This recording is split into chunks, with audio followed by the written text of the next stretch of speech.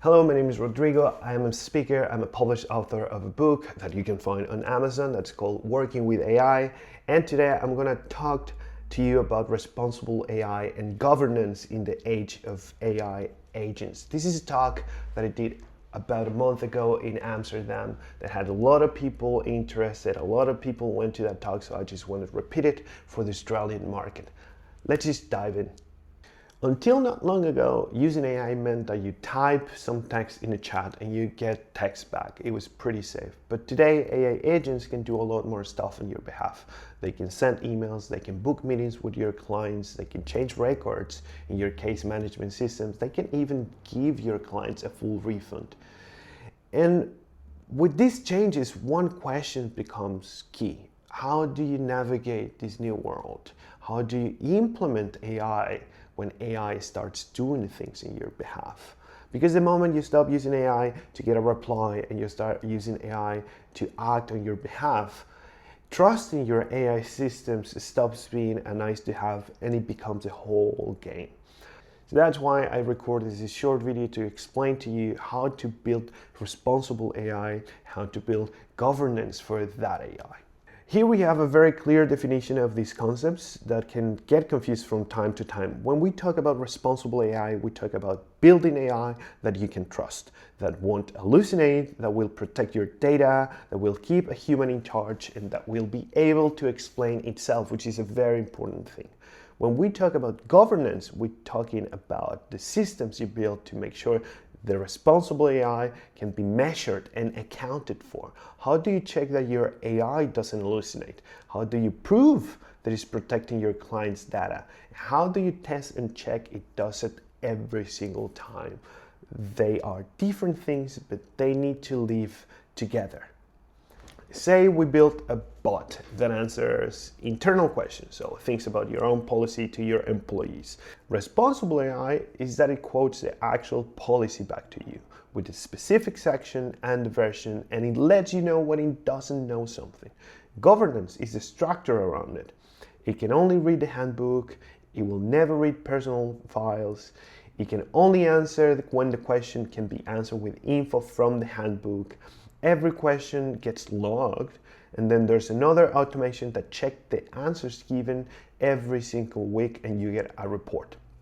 The difference is that if you take governance away, you still have a bot that sounds right, but you just have no way of knowing when it's wrong. That is a key difference. There are three things I want to talk about to you today. 3 moves, and that's the whole video. First, see it. You cannot govern what you cannot see. Bound it. Decide what the agent can touch before it touches anything. Put limits. And own it.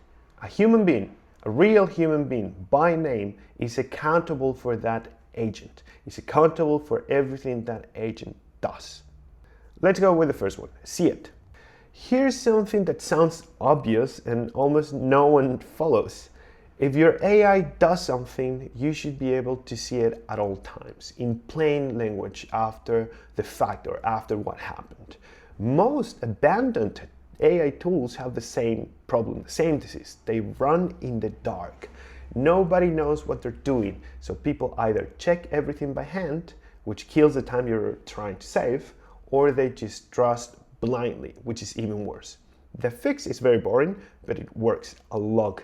A simple record. Every time that AI agent acts, it writes down what it did and you can read it. Second one, bound it. Before an AI agent does anything, you decide what it is allowed to touch and you give it the least access needed. We call that least privilege. Not the most it could do or it could use, the least, meaning if a tool needs to read your email, you give it access to reading emails, not full access to your inbox. People hear least privilege and think it's just enterprise nonsense, but it's not. It's a must-have. You need to ask one question about any agent.